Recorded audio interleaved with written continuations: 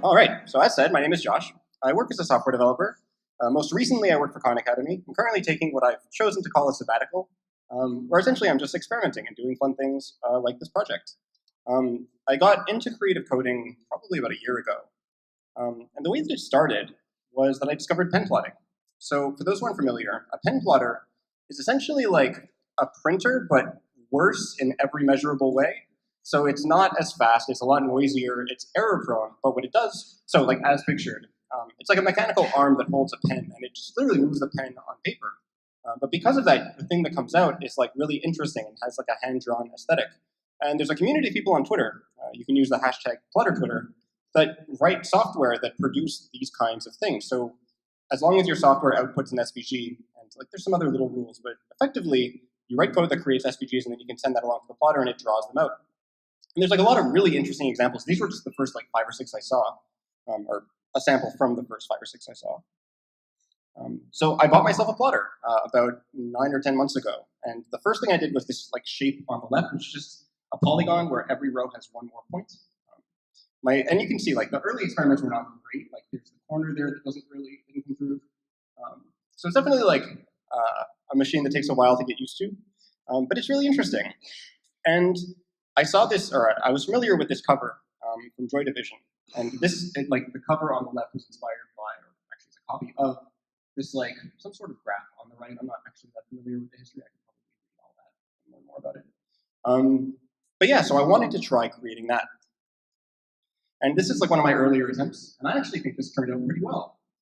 It required learning a lot about different, like the math involved in this, something called Perlin noise, which is how you get these like nice swoopy lines rather than just using random values.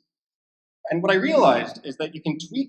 So after you have a function that produces this, you can add more parameters to it and get really interesting results. So like the first variant uses just straight noise instead of Perlin noise. The second, what I did is I took the like Cartesian coordinates and I mapped them to polar coordinates so that instead of being straight lines, they wrap around in a circle. That's pretty neat. The third one, I just mixed math.tan in, and you get like all kinds of wacky stuff when you do that. So I discovered it was really cool that you could just create these additional parameters, and especially because what I quickly discovered is you might create a parameter and you expect a range of 0 to 1. So you try with like 0.25 and it does what you expect, but then you try putting in 5 or like -20. And you get surprised and delighted by this like unexpected result. And it occurred to me that like you don't have to be a programmer to experience this joy. I could build an interface, and that interface would allow people to just like poke at things and discover things and experiment. So, all right, I had a slide that said all that. That was essentially the idea, was I could build a UI that would let people experience this joy without like having to spend months learning how to program. So I'll do a quick demo. I have like a little loading spinner. There it is. So I do the dark UX pattern of forcing people to wait longer than necessary. But I store in local storage how many times you've been there, and after the 3rd or 4th time, I stop doing that. So it's like you get the cute experience the first couple times, but then it's not super annoying forever. So yeah, the essential, like you see on the left here, you have this drawing, and then as I tweak a parameter, this one I called perspective, and it's just like the distance between the rows. This is that one that I showed in the earlier thing where it takes like a Cartesian coordinate and converts it to polar. It's also, I realized, like I have no idea why it does all this cool stuff in the middle. Like I only expected to have one of these or the other, but then I mixed the values and it does all this like, who knows why it does that, but it's cool. Yeah, and so I kept adding controls. I got a little, like I kept adding more, and eventually I realized that I had to end this at some point. This one's fun. This little curve over here controls where it's applying the lines. Yeah, so that was essentially the first version of this project. There we are. There we are. Good. Okay, so a couple quick words about how this was built. I used React.js for essentially just like managing state and Gatsby for the actual hosting. I used a Node.js backend for doing the image processing. Really, like most of the work for this was done just in the browser with SVG and Canvas. So a lot of the like little control visualizations, like those little slopey mountains on the right side, or like the little visualizations that show you what the control are done in SVG, and then the actual art is done in a Canvas. So I had this idea for this thing, and I do these like side projects all the time, and I never really expect them to make any money. But this time I thought, well, this project has taken many months of my life, and I should like try to monetize it. I should try to like see how it would work. So the idea that I had was that after customizing the art, you could either pay to download like a digital download of it that then you could use to print yourself, or you could pay me to like produce a print for you.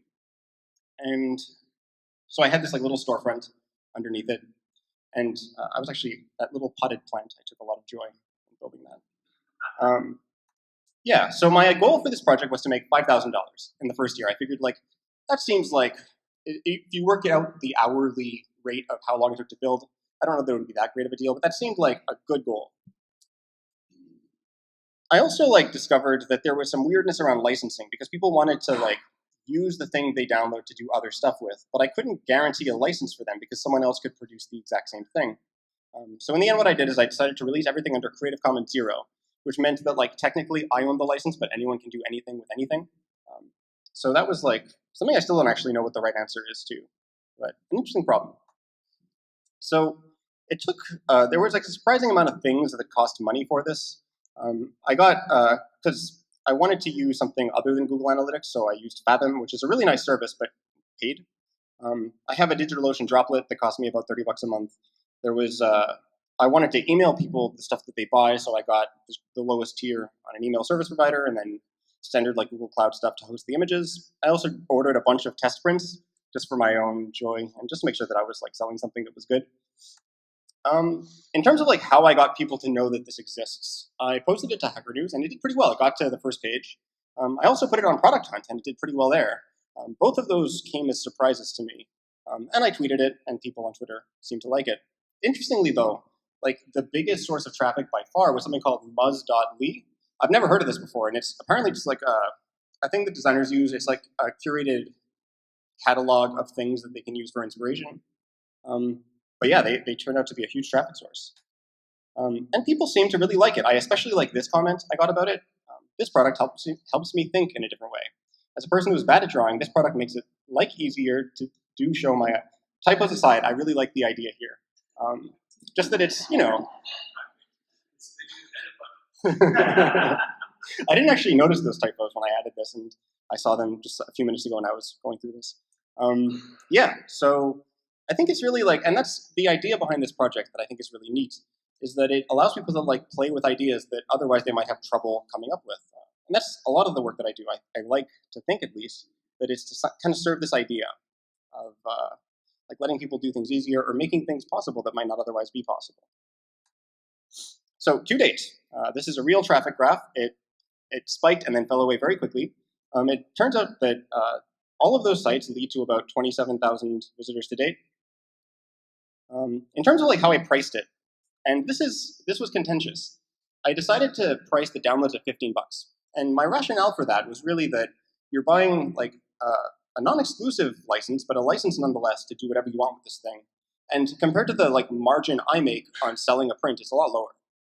And then for the finite prints, I had a bunch of different prices. I started them between $100 and $225. I also like tweaked the pricing, so I tried lowering the digital download price. That did a lot better, but then I felt weird because it's like I put a lot of hours into this thing and it's selling for less than like a Starbucks latte. So I raised it back up. The results. So I launched it about 2 months ago. And as you saw with the traffic spike, most of these sales came in those first couple days. I sold a bunch of the vectors at the $5 price, a few less at the $15 price, and then 2 prints. So not great. I think with the costs that I had, it probably broke even. So not really like quit your job money, but still kind of cool. I learned a lot of lessons doing this. And I think the biggest was that I had like a weird message with this. Because I messaged it as like, this is a tool that you can use to create art. And I expected that to like add a premium to it. Because it's cool that like you're involved in the creation of this thing. But really like, if I'm using the tool to create the art, I don't want to then pay for, like I did half the work here. So I think there's like other, like people told me that like a mobile app where you just either sell it for like $10, or you just like add ads on it might have made more sense. So like I had this idea that this weird, because I hadn't ever seen something like this, where the store sells something that you have a hand in creating. I don't know that people think that's as cool as I think it is.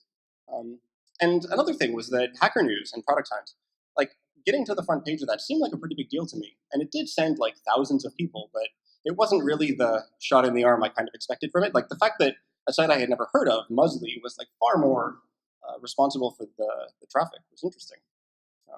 More lessons learned, because I learned a lot. I got a lot of really good suggestions, and it made me realize that like I really don't know. Like, so this could have been so much better had I actually like solicited people's advice beforehand. The other thing was that I had imagined people using it either to buy the print to hang on their wall, or to like create their own print that they would hang on their wall. And what was far more common was people wanted to like use this as input to something else. So they wanted to like start with a design, pull that into Illustrator, and then create new art with that, which is a really cool idea, and one that I wish I had thought to support more, because $15 a download, that's like totally prohibitive. Like no one, like if this is just like a fun thing that you're doing, and if you want to download a whole bunch of them, it very quickly becomes a non-starter. And finally, the like final lesson was that so much of my side projects have been done just for fun, and this one I tried to deviate from that, but it's just like it didn't feel worth it to me. But like I like the idea of just building things that are beneficial, because these are like side projects. They're not meant to be like a full-time job.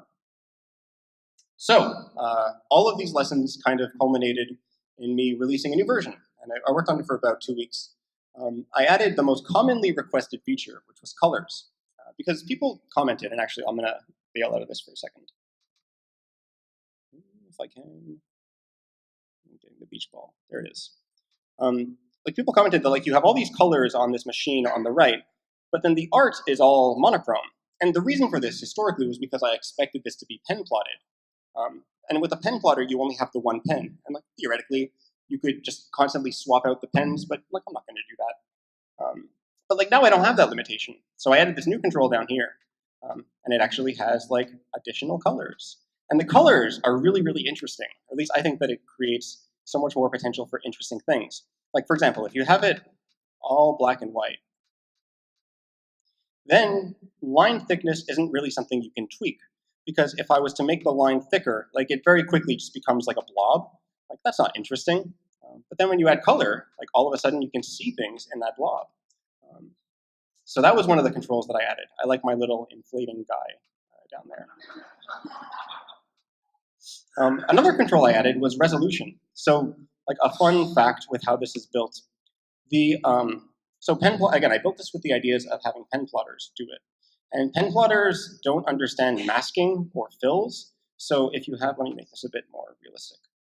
If you have a line that goes behind another line, the way I would typically do that was just with a mask, but that didn't work. So instead I actually had to like truncate the line. So to do that, every row is actually just 500 straight lines. And then for every set of points, I can just look at the 2 straight lines for the current row with every other row that is likely to intersect with it, find the intersection point and crop it there. It's incredibly like labor intensive. Like there's a lot of calculations that have to go into every frame, which is why like it only runs at like 30, 40 frames a second, like in the best of times. But so I added a control that changes that resolution. So like instead of having 500 points a line, maybe you'll have like 30. And then things like act much smoother because it has much less work to do. But it actually creates kind of an interesting effect as well. It creates like polygons instead of circles. I also like I have a blurred cat as my control for it.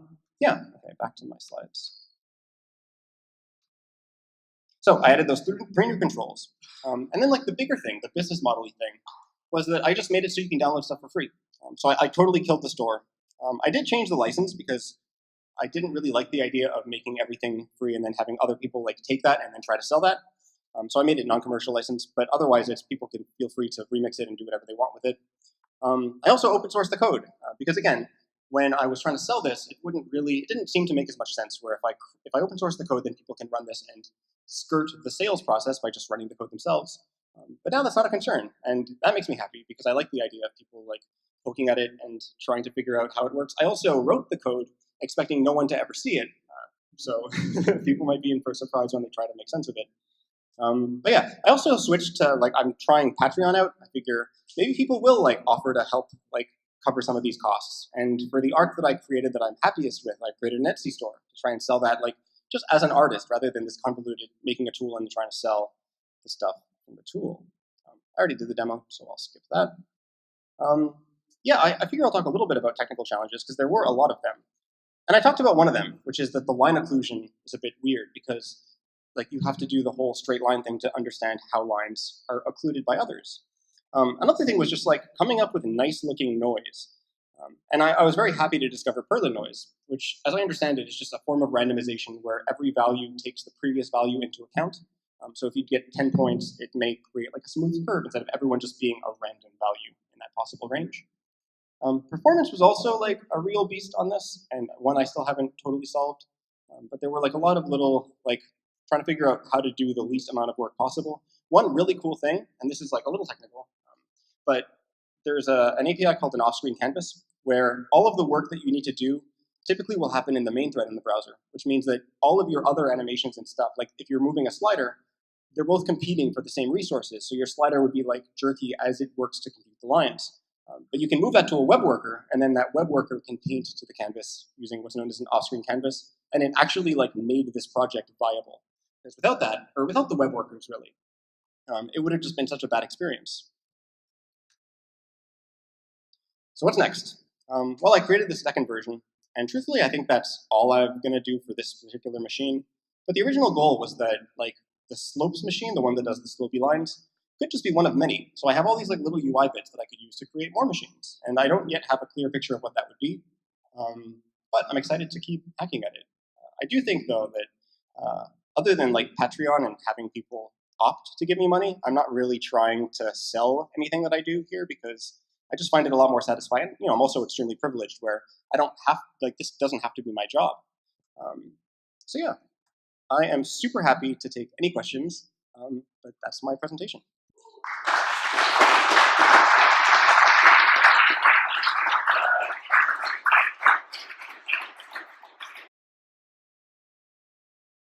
Right, so I follow someone on Twitter named Matt Deslauriers, who I think was from Toronto originally. He's in the UK now.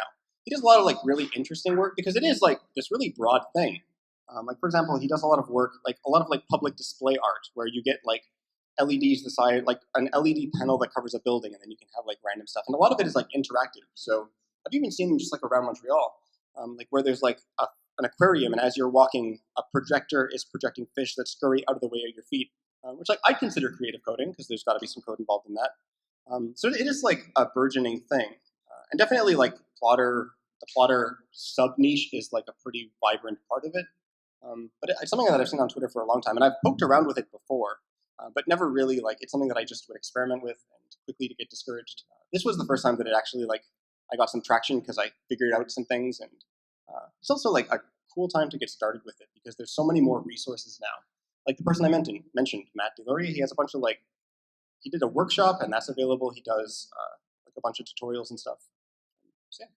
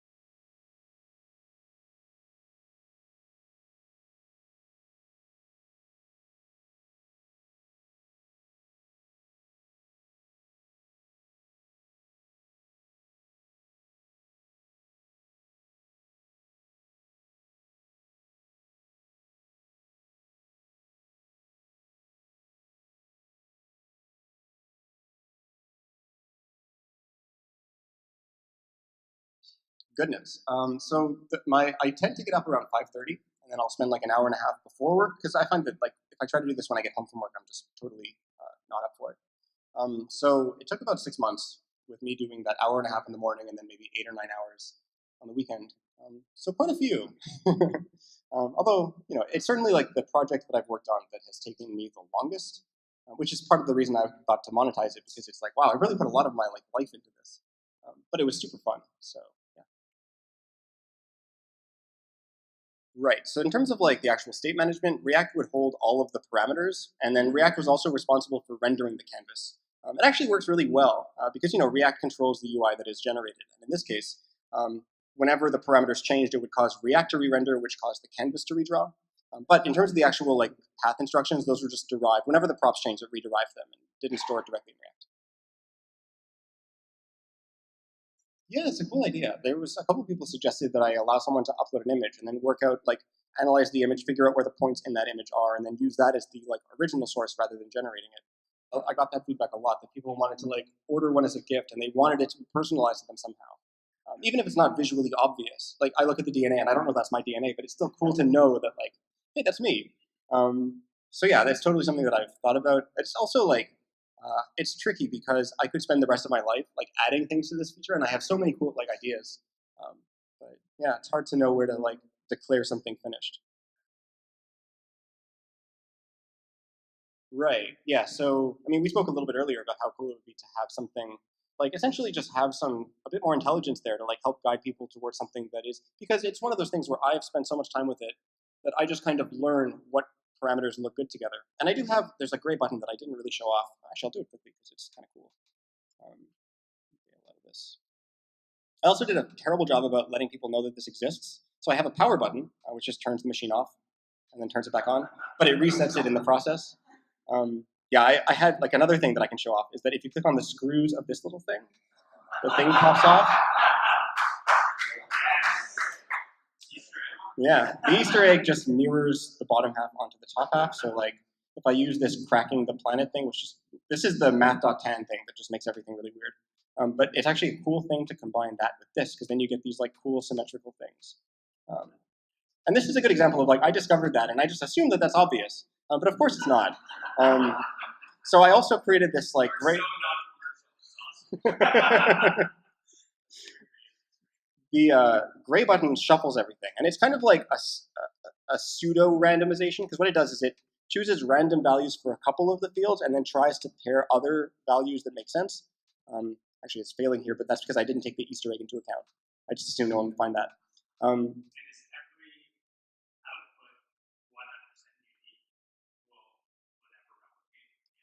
Yeah, so I calculated it in the first version, and in the first version, the number of possible outputs was 10 to the 32nd, which is like more grains of sand than there are on the Earth. So it's like every time you click on this, it's almost certain that no one else has ever done that exact thing before, and it's a lot more now because I added 3 more controls.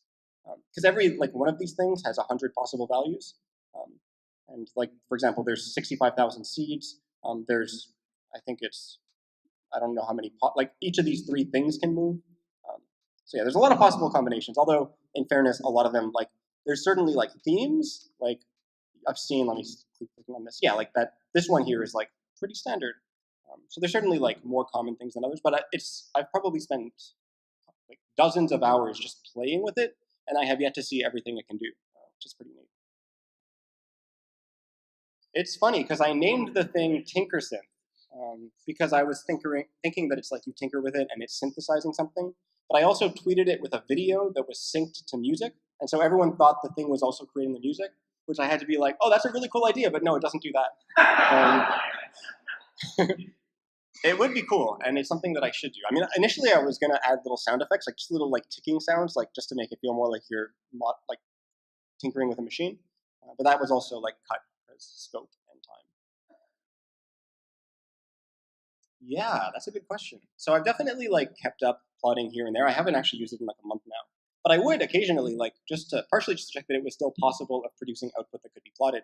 But it would be like I discovered something cool with like just tinkering with the controls, and then I'd be like, I should try plotting this. And I mean, I have yet to really because it's the plotter, and I forget how much of this I mentioned, but it's like loud and slow. Like this plot wouldn't take too long, but if I had more lines, and if I this one especially like making it noisy, because then it's like a bunch of individual lines. This would take like 4 or 5 hours to plot, and it's like this loud thing on your desk. So I was very quickly discouraged from like doing that often. But yeah, to answer your question, it's definitely like given me ideas through this that I've then tried to plot and then mixed results. Sometimes it works really well. Yeah, I think the plotter Twitter hashtag is just a great place to start because you'll just discover all the people that are doing stuff. I mean, that is specific to plotters, and there's a broader community. Yeah, in terms of like resources, I haven't really. I'm the type of person that chooses the non-optimal path of just hammering things out myself, which often, like with, for example, the fact that I needed Perlin noise to do this, like to get the swoopy lines.